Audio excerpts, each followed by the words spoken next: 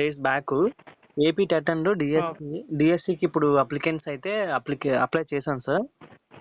Amount అనేది సక్సెస్ఫుల్గా commission of school ఎడ్యుకేషన్కి వెళ్ళిపోయింది.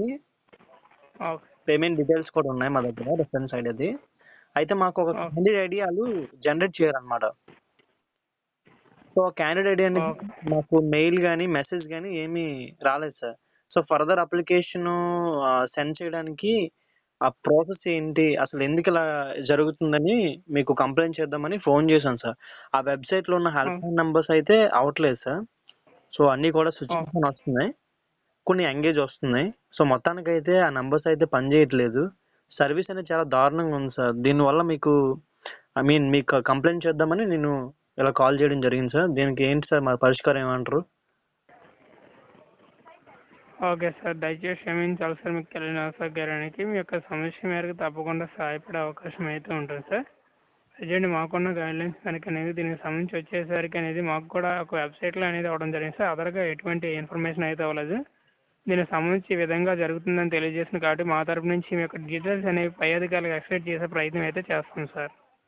ఓకే సార్, నేను ఆల్రెడీ కంప్లైంట్స్ 3-4 డేస్ నుంచి నేను చేస్తున్నాను sir. Since 4 days okay, complaints అది ఫైల్ చేసి ఆల్రెడీ ఇవ్వడం జరిగింది. ఇప్పటికి వచ్చి ఒక స్పందన కూడా లేదు సార్. ఏమంటారు దీని మీద? మరి సార్ మాకున్న గైడ్లైన్స్ మేరకు దీనికి సంబంధించి మా తరపు నుంచి ఏదైతే పై అధికారులకు ఎక్స్పెక్ట్ చేసే ప్రయత్నం అయితే చేస్తాం సార్. అటు నుంచి మీకు ఎప్పుడు రెస్పాండ్ ఇస్తుంది అనేది మాకైతే ఎటువంటి గైడ్లైన్స్ అయితే దీని కొరకు వివరాలు అయితే ఇవ్వలేదని తెలియజేస్తున్నాం సార్. ఒక స్టిపులేటెడ్ టైం ఉండదా సార్? ఇప్పుడు ఏదైనా ప్రాబ్లం వచ్చిందంటే ఈ ప్రాబ్లమ్ని ఇంత టైంలో పరిష్కరించాలని గవర్నమెంట్కి ఏమి ఒక స్టిపులేటెడ్ టైం ఉండదంటారా? Rules and regulations ఉండవంటారా?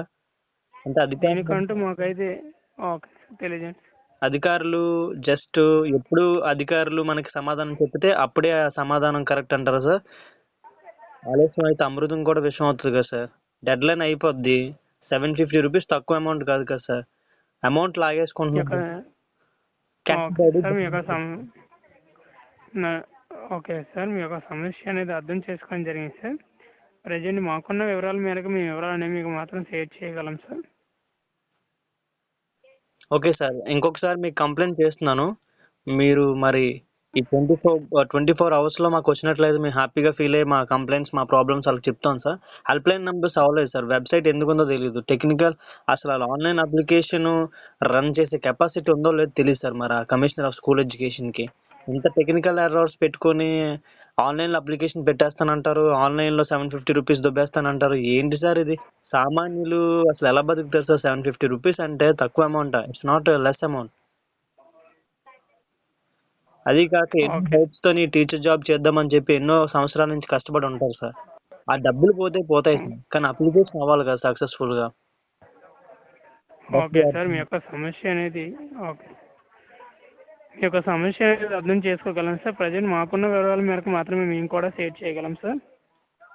సో ఈ స్పందన మాకు ఎప్పుడు మరి రిప్లై ఎప్పుడు వస్తుంది సార్? అర్జీ అంట ఏదో సంథింగ్ నేను కంప్లైంట్ చేసిన తర్వాత పై అధికారులు అర్జీ నమోదు చేసుకొని నాకు కాల్ చేస్తాను అనేసి మీ టీం ద్వారా నేను సార్ ఆల్రెడీ 4 టైమ్స్ చేశాను.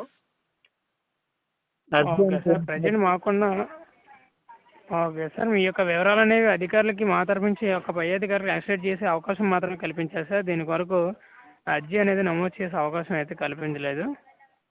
అదేంటి సార్ మరి కంప్లైంట్? ఓకే సార్, కంప్లైంట్ మరి మీ టీంకి ఇస్తాం కదా సార్. అంటే it means of direct AP secretariat కదా సార్. మీ యొక్క వాయిస్ అనేది బ్రేక్ అవడం జరుగుతుంది సార్. దయచేసి సిగ్నల్ ఉన్న ప్రాంతంలోకి వెళ్ళి మాట్లాడగలరు.